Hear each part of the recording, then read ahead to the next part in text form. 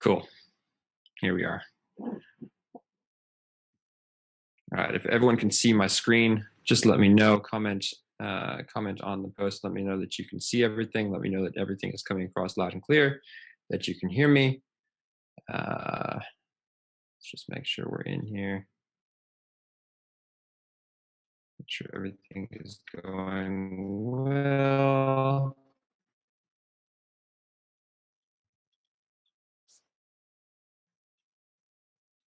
Tonight, welcome to finding. Cool. All right. Welcome, guys. Welcome to Finding the Weight Loss Mindset, presented by me, Shane Worthner from Athletistry PT. I am super excited to dive into the 5 things that are holding you back from smashing your goals. All right. There are so many things that we try to achieve, and so many things that we try to work on and move forward with weight loss, with fitness, with nutrition, with mindset, that I wanted to really start um, with how weight loss might be holding you guys back today. But before we jump into the good stuff, what I'm going to do is just talk a little bit about where I'm coming from, what my background is. For those of you who don't know me, who haven't been following my journey so far, just to give you a little bit of background on where I'm coming from and who I am as a person, as a coach, and what my upbringing was really. So here we go. So I started my let's see here. Oops. I started my journey as a ballet dancer 25 years ago. 5 years old. My dad wanted me to be coordinated, and so he put me into all kinds of different movement genres. I did gymnastics. I did martial arts. I did ballet. Musical theater. I was performing or doing something every day of the week. I was always active, and slowly, one by one, as I got older, each of those kind of dropped off, and ballet became my main thing. I went to a ballet high school from the ages of 12 to 18, and then started my career as a professional ballet dancer at the age of 18 in Vienna, Austria. Danced there for 7.5 years. Have danced all around the world. I've danced with San Francisco Ballet, Queensland Ballet on 3 continents, in multiple different countries, on many different stages with amazing people.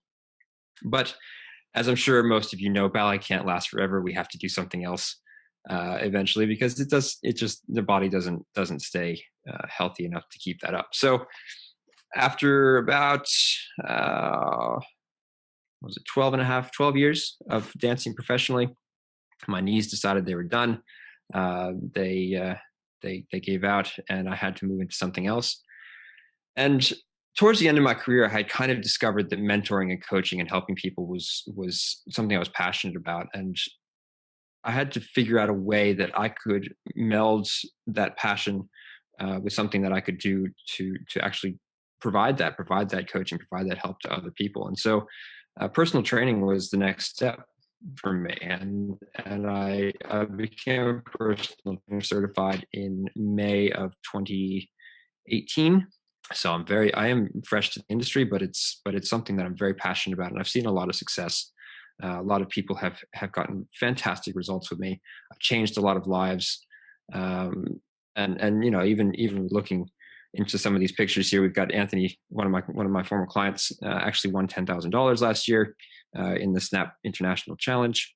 I've had multiple clients lose over 10 kilos, change their lives, drop their blood pressure, develop new levels of energy and fitness and mindset. And it's really been an amazing experience for me, because not only have I been able to help people, but I actually feel like through coaching, I've discovered so much about myself. And a lot of what I've seen and what I've worked with people is on mindset, because when it really comes down to it, it's those things that we do unconsciously that kind of hold us back, right? So as you can see here, you can see my transformation over the past 52 days. If you guys have been following along, I've been doing a 75 hard challenge where I'm reading 10 pages of a book every day. I'm 2 and 2 workouts. I'm drinking 3.5 liters of water, and obviously taking a progress picture every day. And it's really been something where I wasn't expecting to have the kind of change that I've had. But what it's done to me is not even, yes, physically you can see that there's been a change there, but the actual mindset change that I've had, the way that I approach my life, the way that I approach every day, is completely different to what it was 52 days ago.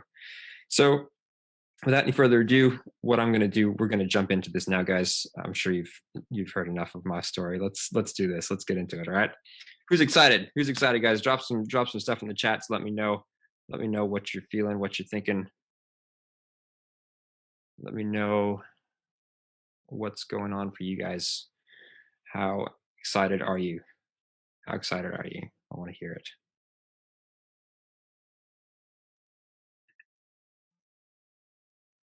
Let me know what's going on. You excited? Who we got on Facebook today? Thanks for joining in, guys, on Facebook. We got Fiona, we got Carolyn, Emrys, Marie Claire. Thank you, Marie Claire, for joining in. I love you. Talia, Katrina, Krista. All right. Here we go. Let's go back in here.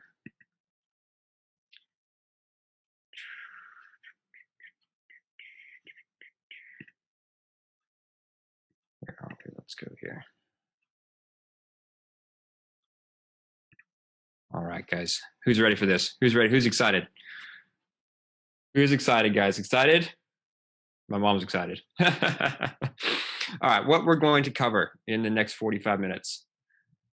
We got Luke on. Luke's trying to cook. Good, perfect. This is going to help you, Luke. All right, what we're going to cover over the next 45 minutes. First of all, we're going to get into the history of weight loss, because weight loss does go back 2,300 years. People have been dieting for over 2 millennia. This is nothing new.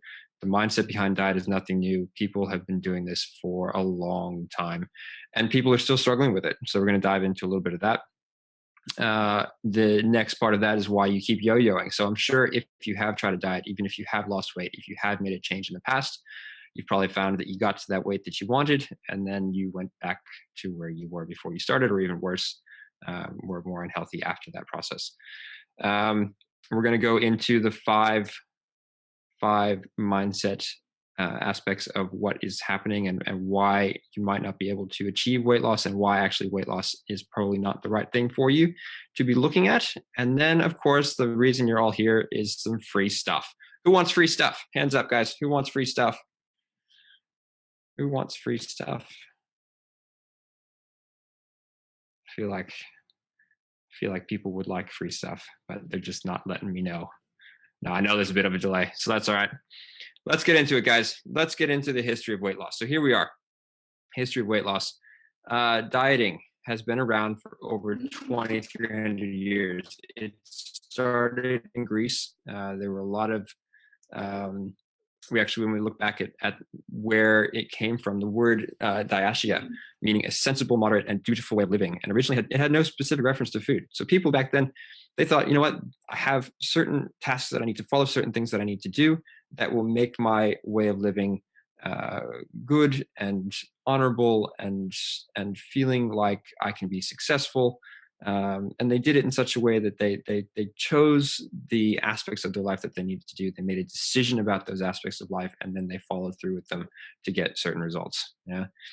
Now, fast forward 2,000 years, the wellness and dieting industry is an $80 billion industry. A lot of money is made every year selling weight loss pills, selling diets, selling this workout, that workout. Let's only eat carbs. Let's only eat protein. All kinds of crazy stuff that people are doing. That they're all struggling. They're not. People aren't getting results. And that's what I've heard. So I've spoken to hundreds of people over the past year that come to me, and every time, I guarantee almost every time that someone has come to me, it's always been, I want to lose 5 kilos. I want to lose 10 kilos. I want to tone. I want to see this body change. I want to see that body change. But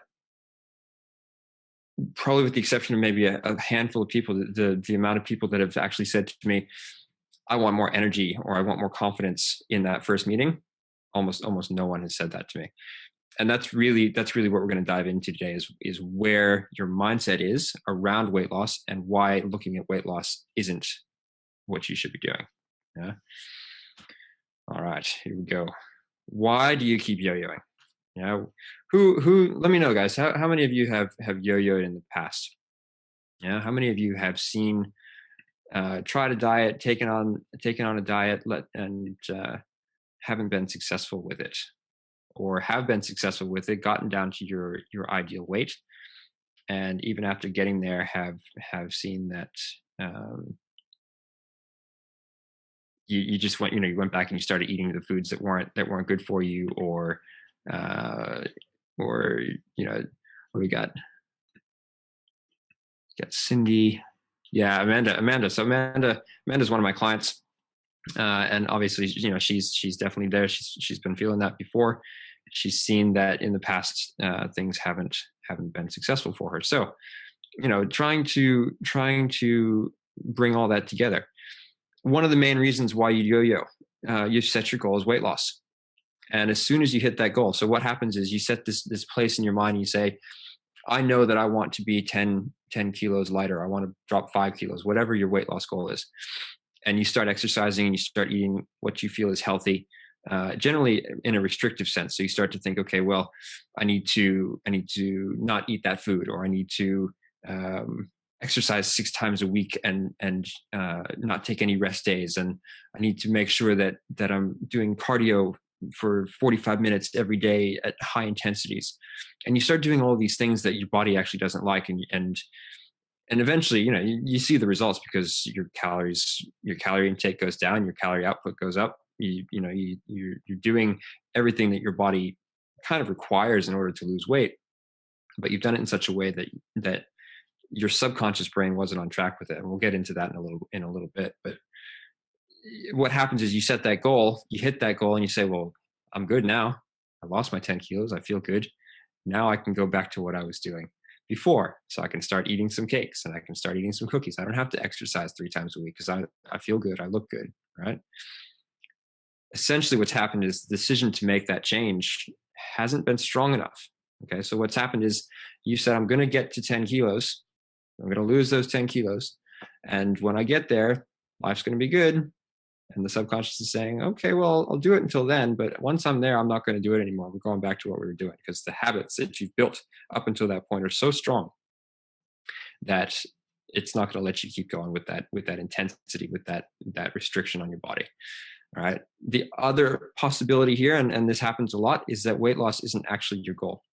All right. So you may be thinking, oh, well, if I am 10 kilos lighter, I will have more confidence. I will be able to take my shirt off at the beach. I will be feeling really good about myself afterwards. But what ends up happening is that you get to that point and you realize that it wasn't actually what was going to make you happy. What was actually going to make you happy was being able to spend more time with your kids and run around with them, or being able to walk into work and have the energy to do your work and not be exhausted at the end of the day. Those are the things that actually have a long-term effect on being able to stay successful. And if you're not getting to that weight loss and seeing those results and seeing that outcome, seeing that mental improvement, your subconscious is just going to say, well, why did we put in all this work? Why did we do all this effort if I'm not actually feeling better about myself, feeling better about my mindset? And so what happens is the body just says, well, I'm not going to do this anymore. It's too much effort. It's too much work. I felt just as bad eating the bad food about myself, but I actually enjoyed the food. So I'm going to go back to doing that. Or the exercise is too tough. So, I'm just going to go back and lie on the couch. All right. So those are all things that tend to come up when we're looking at yo-yoing and why that happens. So let's dive into it. What are the 5 things that I've identified? If you guys are excited about this, I want you to drop some comments. Let me know what you're excited about. Let me know what you're thinking. We're going to dive into the 5 holdups and the 5 things that are keeping you from smashing those goals. All right. Who's excited, guys? Let me know in the comments. I know you're just hanging out for the free stuff, right? All right. So here's the thing. Weight loss isn't actually your goal, right? Just like I was just saying, weight loss is the healthy side effect when lifestyle change is applied. weight loss is something that, if you need to lose weight, will happen when you start to exercise that's in a way that's good for you, when you start to make choices that uphold your values, when you start to eat the foods that support your body. All right. Now, I've spoken to hundreds of people over the past 2 years as a trainer, and um, many of them needed to improve their fitness and eating and lifestyle and their work environments, and uh, even to the point of it being a health issue. But what really happens is no one makes changes. No one makes changes unless the place that they're coming from, the pain that they're experiencing, is greater than the pain it's going to take to make the change. Okay, so no one is ever going to take that step to change their life unless the pain that they're currently experiencing is greater than the pain it takes to make that change. All right, now I've seen a lot of people come to me and say, "Oh, if I just have a program, I'll do it." And what happens is they get the program, they come in, they work for 3 days, they work for 3 weeks, and then they don't do it. They do maybe one session or maybe 2 sessions, and then they drop off those 2 sessions. They just do 1 session, they drop off the 1 session, and 6 weeks later, they're exactly where they started. Because they haven't identified that the weight loss isn't their goal. They haven't identified what it's going to take for them and made a decision, a clear decision in their minds as to what it's going to take for them to get to where they want to go. Weight loss, like I said, weight loss is a healthy side effect. It's what we want to have happen if we're overweight, obviously. It's what we want to have happen when healthy lifestyle change is applied. But, would you guys agree? Let me know. Would you guys agree that if you're feeling more energy, if you're able to play with your kids, if you're feeling confident in your own skin, you're feeling like the clothes that you're wearing fit you better, you're feeling like you enjoy your food, and you actually have the food that you eat actually gives you more energy and fuels you for the day, and actually makes you excited instead of making you lethargic and tired and stressed, would you be more motivated to get to that person, or to get to someone who's saying, "I just want to lose 10 kilos"? Right? Habits are hard to change, and this is something that Marie-Claire just wrote. Habits are hard to change. When we look at habits can take up to 8 months to change. There's a great example I can give you guys right now. There's a guy who it's a story called The Backward Bicycle. He redesigned how the bicycle rides. And so when you turn the steering to the right, the wheel would go to the left. When you turn it to the left, the wheel would go to the right. And what happened was, for 8 months, he was trying to teach himself to ride this bicycle, and it was not working. He'd get on the bicycle, he'd drive like 3 meters and fall over. Yeah. After, within those 8 months, so he kept doing it. It didn't work. And he got to this point where he was about to give up, and then all of a sudden it worked, and he could ride the backwards bicycle. But it took him 8 months to get to that point. Now he had an idea of like, okay, well, now that I can ride this bicycle, I've rewired my brain. I've changed the way that my brain learns. I've changed that kind of value in the brain, right? What happens if I go onto a normal bicycle? And he went onto a normal bicycle, and he rode it, and it fell over, and he rode it and he fell over. But within 2 weeks, his brain had swapped back. Okay. So it's very easy to change back to where you came from. It's very hard to create habits that are going to last and stay with you, that are actually a change to your background, to where you come from, to your meta programs, to those really base values in your brain. And so if you haven't come up with healthy eating, with fitness, with lifestyle that's going to support you in a healthy sense over the years, and what's been bombarded at you is lose weight, what's going to happen is that's going to be the struggle for you. It's always going to be a struggle, and you have to create awareness around that. All right. Now, this is something that I myself have struggled with, even as a professional ballet dancer. We don't eat necessarily the best foods. Our schedules aren't perfect. We're dancing from early in the morning, often until late at night, trying to get as much energy as possible, just to uphold the intense amount of work that we're doing. And so a lot of cookies and cakes and chocolate and stuff gets piled into our bodies, and it keeps us energized. And because we're working at such a high level, we don't look like we're unhealthy. But if you were to actually peel away all the skin and the muscle and see what's going on inside, you'd probably find that most ballet dancers struggle with health overall. And you get to this point where you start to say to yourself, because you're eating food that isn't necessarily good for you, you say, well, it's been a stressful day. I'm tired. I'm exhausted. Oh, what have I got in the cupboard? Oh, not much, but there is that ice cream. Man, that ice cream looks good. Ice cream, I love it. And I'm going to treat myself because I worked really hard today. I did a really good rehearsal, or I got the boss's approval, or whatever the case may be, or maybe even like it was a really stressful day. I'm really tired. I don't know what to do. And so what I'm going to do is I'm going to eat something, and it's going to be a treat. It's going to be a treat. I'll just treat myself. But what happens is we sit down and we start watching some TV. And before we know it, the entire packet of cookies or the entire tub of ice cream is gone. And we don't even realize it because the calories aren't recognized by our body. Our body has eaten those, it's taken in that food, but it's not created in such a way that our body recognizes it as food. So we can finish the whole tub of ice cream and still be hungry. And so what else have we got? Because that's already gone. Maybe I can have something else. And before you know it, you've had the tub of ice cream, you've had the cookies, and you've had all this other stuff. And it's all been put into your brain value-wise. You created this belief in your mind that the food is actually a treat. And you're treating yourself. You're making yourself feel good. And so you create this emotional connection to the food that you're eating, right? And it becomes a bit of an obsession. And so what happens is when unhealthy food is looked at like a treat, like it says here, it causes an obsession with that food. So you go into the grocery stores, and the entire grocery store, with the exception of the produce section and the meat section and perhaps some of the dairy, is all full of sugar. It's all that treat food, and it's buy this, buy this, buy this, buy this. And so you walk into the grocery store, it's bombarding you. You drive down the street, you're being bombarded. The world does not make it easy for you to live a healthy lifestyle.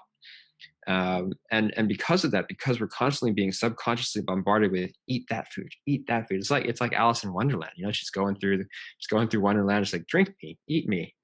Yeah, but what we don't realize is that you drink me, heart disease, eat me, diabetes, right? And so we create this unconscious connection with food of that's going to make me feel better, and we don't realize that we become obsessed with being unhealthy. And so now let's take this back a step, right? We take this back a step and we look at how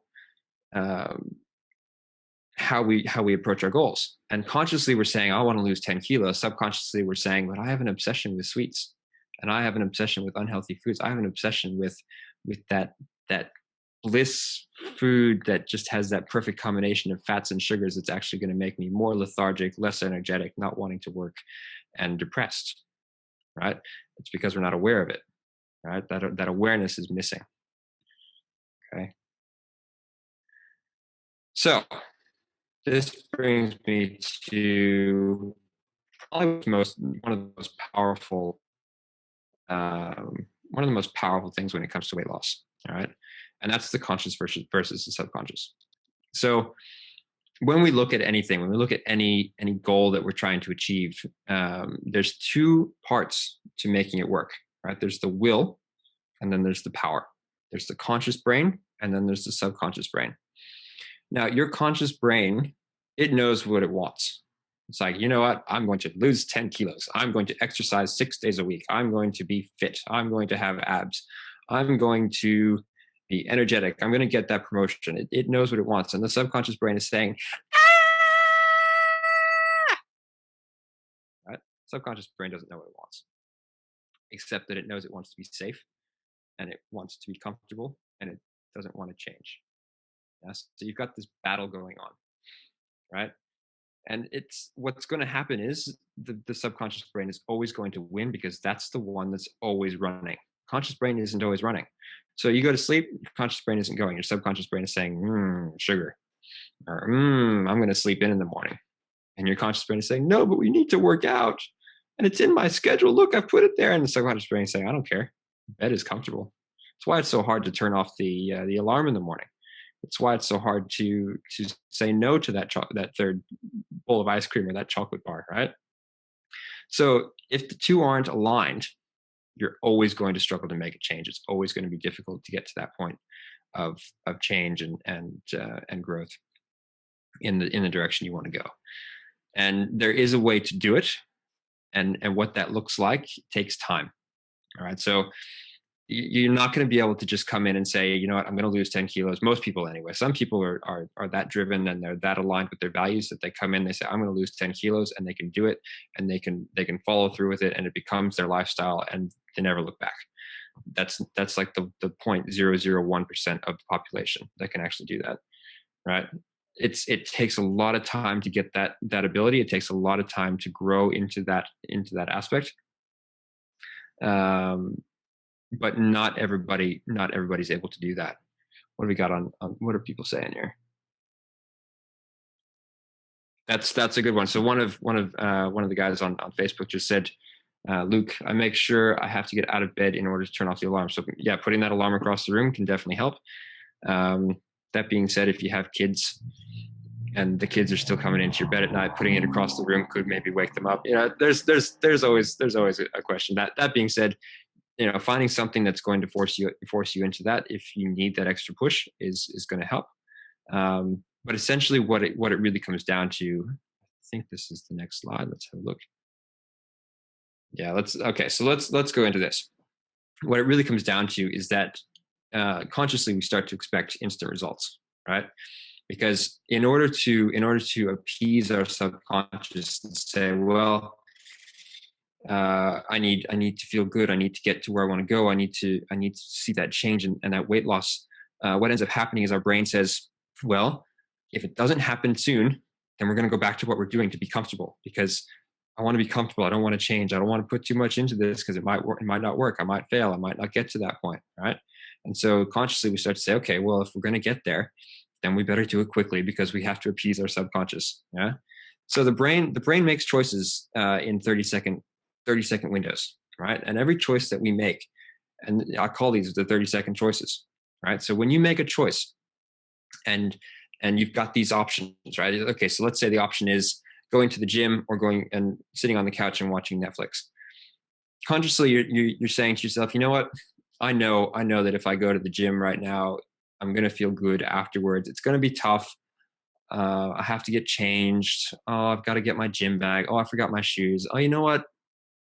I'll just do it tomorrow because I can just go home and watch Netflix tonight, and I'm tired, and I deserve a treat. Going back to that treat mentality, I deserve a treat. I've been working hard. I'm just going to go home and sit on the couch, right? The problem is that as soon as you make that choice, as soon as you make that easy choice for the comfortable solution within the next 30 seconds, what also happens is the guilt pops up, right? So the guilt pops up in your brain, and you start to feel slightly guilty, subconsciously guilty about it. And every time from that point on, the more that you do that, the more that you make that choice that's not going to align with what your conscious wants to do, you're going to create guilty associations. And you start to create guilty associations with what should be good habits. And so every time you create a guilty association with it, you actually start to feel worse about it. Who here has ever started to feel panicked when they think about going to the gym? Has anyone ever started to feel panicked? I know that I've had people tell me about this, that they have fear of going to the gym, or they have panic around it. They're afraid of what other people are going to think. Who's experienced that? Let me know in the comments, guys, if you've experienced that feeling of panic when you go into the gym, or fear of what other people are going to think. Because what happens is, as soon as you start to create guilt and that kind of guilty association with things, you start to fear the guilt subconsciously. You start to fear that sensation. So you don't even start to you even start to forget about the gym. And gyms love that, by the way. The gyms love the fact that you're paying them and not showing up. That's their that's their bread and butter. The people who pay the gym fees and don't show up. So if you're paying gym fees right now, make sure you're going, because at least you're pissing off the gym, right? No, but in all seriousness, that, when you start looking at it this way, you start to fear the gym, and your body will then almost instantaneously choose the easy option, because it's going to make it feel comfortable. The subconscious, like I said, the subconscious is in control of your choices. It's got the power. It's got the power to move you in a direction, whereas your conscious brain has the will. Okay, so if your will is associated with guilt and fear and discomfort, what's going to happen is your mind is going to say, no, don't do that. Don't do that. Let's just do the things that make us comfortable and make us feel good. And so when it comes to making change, your body says, no, I'm not going to do that, because it is uncomfortable. Why should I put myself in a place of fear? Why should I put myself in a place of guilt? I've created this whole association around the gym as being a place that's going to be a negative mindset for me, a negative place for me. And what happens is you don't then exercise. The same thing goes for food. You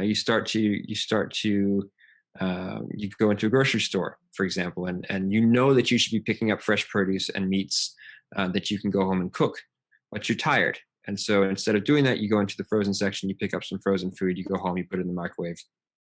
And while you're in the frozen section, you're being bombarded with ice cream and frozen pies and all kinds of other yummy, beautiful foods, right?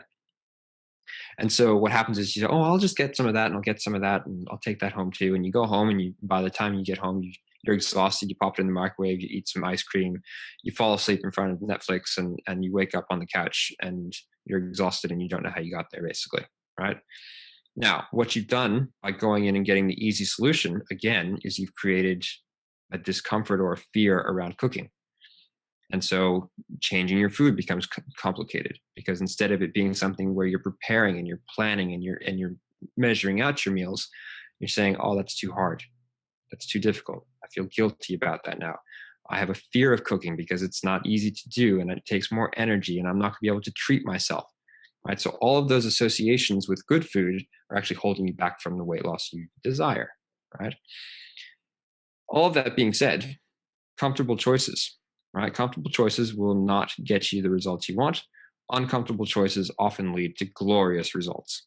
Okay, so if you start going to the gym and it's uncomfortable, it will probably be uncomfortable for a little while. You start going to the gym, you start seeing results, 3, 4, 6 weeks, 3 months, 6 months. You start to see those changes.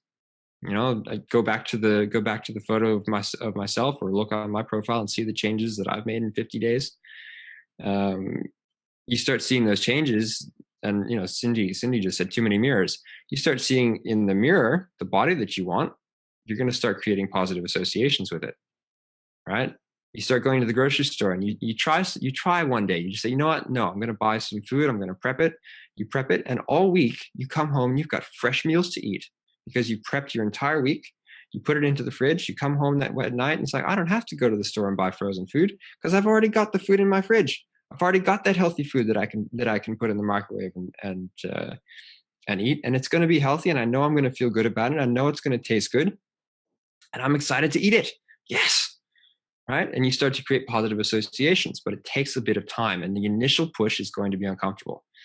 All right, so that's why when we look at any type of change, it takes time. You have to be patient, but being patient and being consistent, doing the same things every day that are getting you the results, identifying those things that are going to help you. Those are the things that we need to do that are going to get you to where you need to go. All right. Now, what happens when we start to do all that? Yeah. What tends to happen is people start out and they do quite well for a couple of weeks, maybe up to 6 to 8 weeks. They're doing really well. And then they start to see some results, and then things come up again. I don't know if you guys have noticed, but spread pretty evenly throughout the year are birthdays, Christmas, Easter, holidays with cakes and chocolate and goodies. And it's almost like you start out the new year and you're like, okay, I'm good. I'm going to do everything right this year. I'm going to hit all my goals. I'm going to do all my resolutions. Everything's going to be great. And then you have a birthday party in March. right? And so you're 3 months in, and it's like, oh, well, I can just go to the birthday party and I'll have some cake, it'll be all right, or I'll have some alcohol, it'll be good.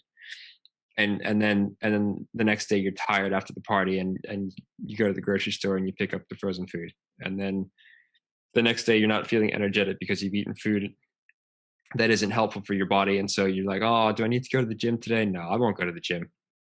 And so by May, you've fallen off the wagon, right? You're not doing the things every day that are going to make you better. Okay, so that's why I suggest that everybody has a coach. I had a coach as a professional ballet dancer for years. We had multiple coaches that helped us and guided us and supported us. I've worked with multiple coaches since becoming a personal trainer. And look, there are different costs to coaches. I'm not here to sell you guys on anything tonight. What I'm saying is that you need to find someone who's going to support you, either a mentor, a coach, an accountability partner, someone to work with that's going to pick you back up when things get tough. All right, because it is incredibly difficult to make changes without support. You need to have those people there with you to help you and guide you. And yes, as Marie-Claire points out, Easter came in between that birthday party and that May fall off the wagon. So that probably even made it worse, because then you had lots of chocolate eggs and Cadbury eggs and chocolate bars. And I don't know about you guys, but chocolate always seems to find its way into the house at Easter time, even if you say, no, I'm not trying chocolate this year. Anyway, so yeah, it's incredibly hard to make changes without support, and a coach will. They'll first of all, they'll help you to become aware of the things, the excuses, the things that are holding you back, the blame on other people, the blame on life that's stopping you from getting your results. There's a handful of things that always come up as excuses. The first one is time, and to which I say there's 168 hours in the week. Everybody has 168 hours in the week. You've got people who are doing amazing things with those hours, and you've got people who are not doing anything.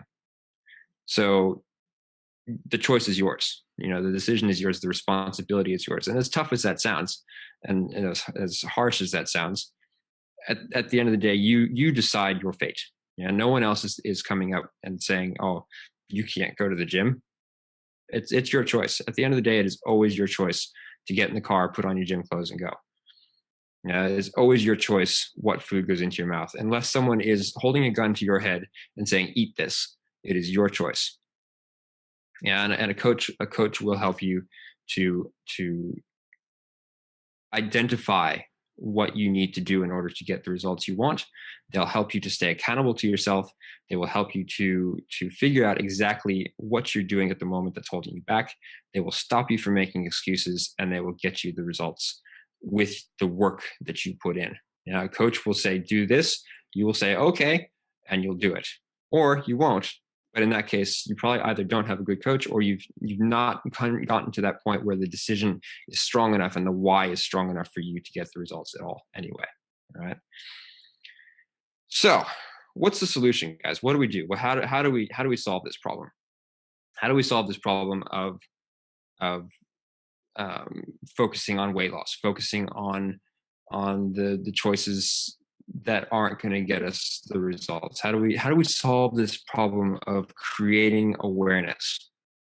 Well, the first thing that we need to do is make a decision, right? We have to make a decision to change. And that decision to change is the essential of everything. If you don't decide, it's not going to happen. If you don't say to yourself, no, tomorrow morning I'm waking up and I'm doing the right thing that I know I need to do, and whatever it takes to do that stuff until you get to the point that you want to be at. So, let's say that you even without a coach, you write down, okay, my 6-month plan, and you've identified what your 6-month plan is. You say, I want to be 10 kilos healthier in 6 months. I'm going to go to the gym a minimum of 3 times a week. I'm going to eat healthy foods at least 4 out of 7 days a week, 3 meals a day, healthy. I'm going to, let's say, eliminate coffee, lower my dairy intake, and this is all going to happen by December 25th.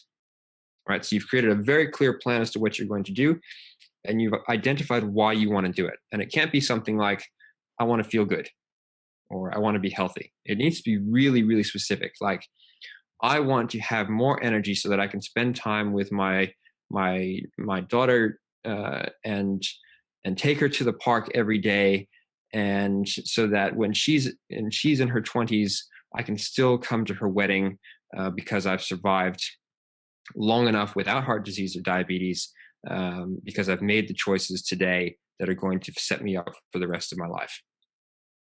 Right?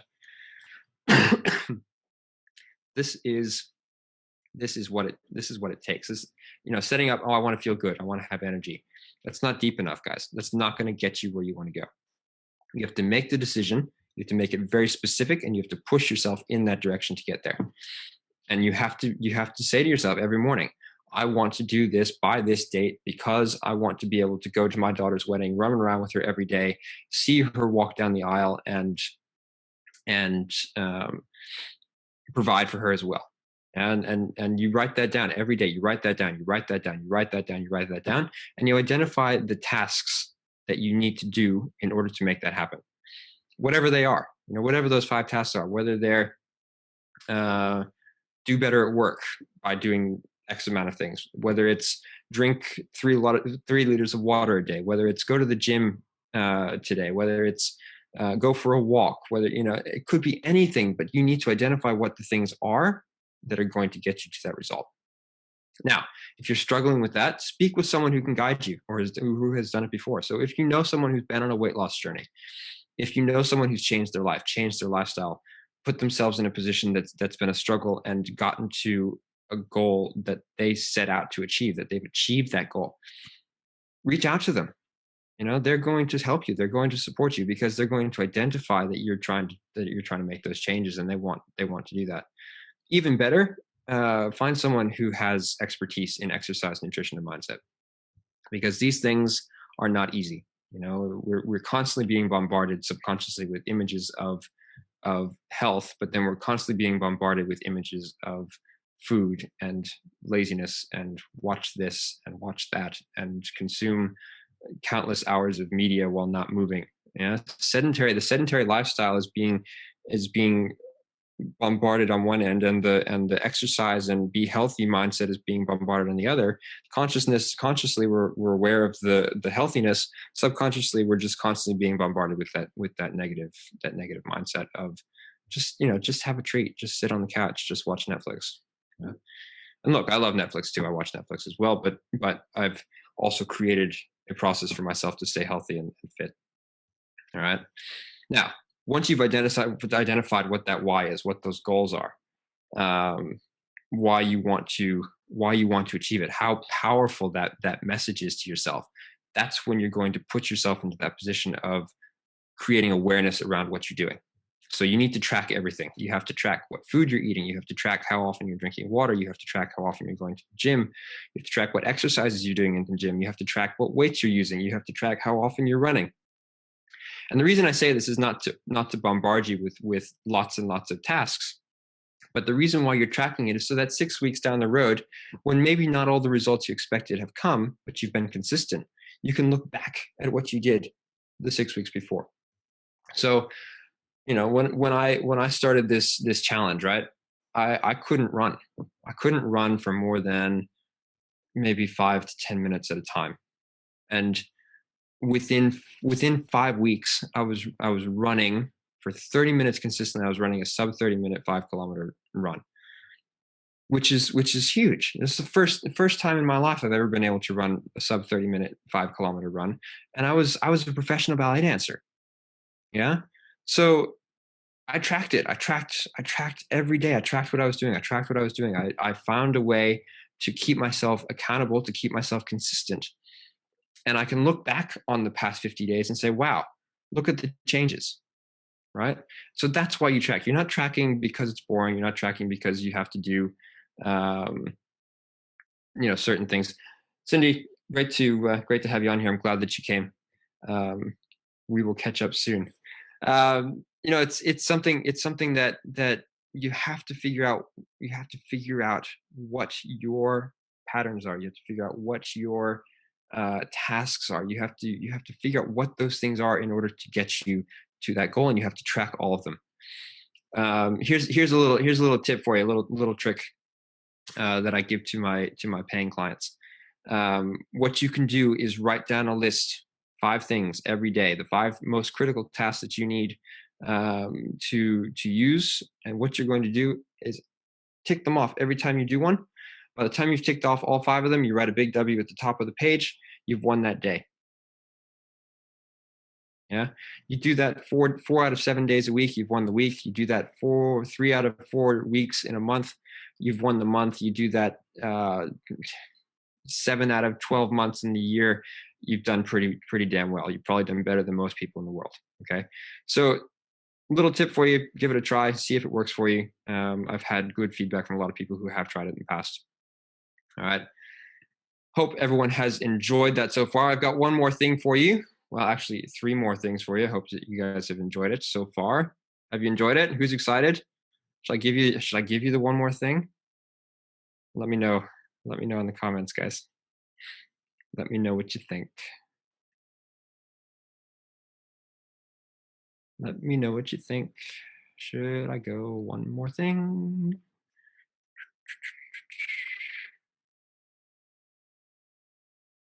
What do you think, guys? Shall we do it? Got a like from Luke. Luke's enjoying this. Who's enjoying this, guys? Who's enjoying this? Who's enjoyed this webinar?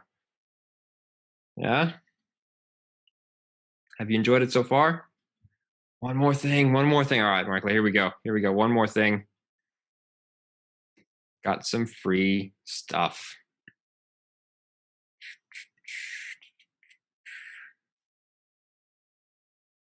All right, guys. Got some free stuff. So, what I want you to do, if you are interested in having some free stuff, who doesn't love free stuff, right? I've got a 7-day Beachbody fitness plan. I've got a 7-day Beachbody meal planner, and I have 33 fat-burning keto recipes that I would love to send your way. All you guys have to do is message me. Send me a message with hashtag I'm in, and I will send whichever one you want. You just let me know which ones you want, and I will send you a link to get them to download the Beachbody fitness plan, the 33 fat-burning keto recipes, and the 7-day Beachbody meal planner. Let me know what you guys are interested in. I would love to get these out to you. I hope that you guys have enjoyed this webinar. I know that I have enjoyed it a lot.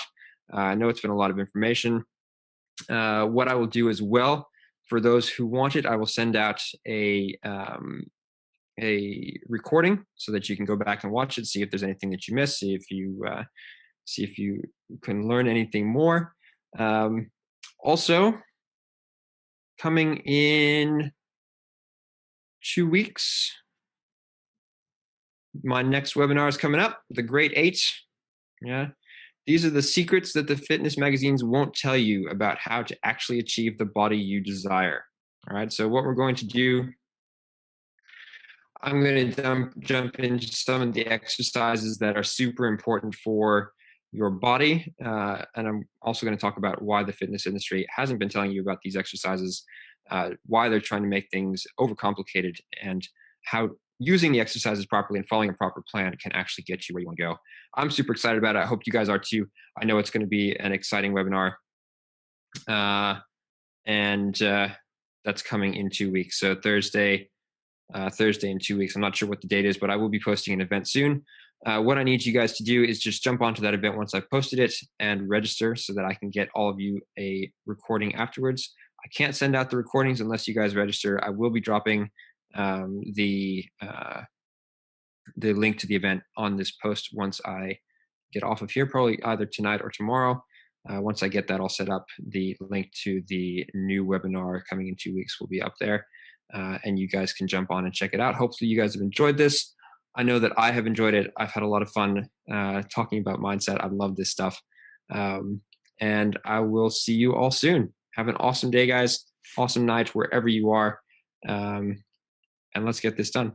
Send me a message also. Don't forget, send me a message, hashtag I'm in, and I'll get you out your 7-day Beachbody fitness plan, 33 fat-burning keto recipes, and the 7-day Beachbody meal plan.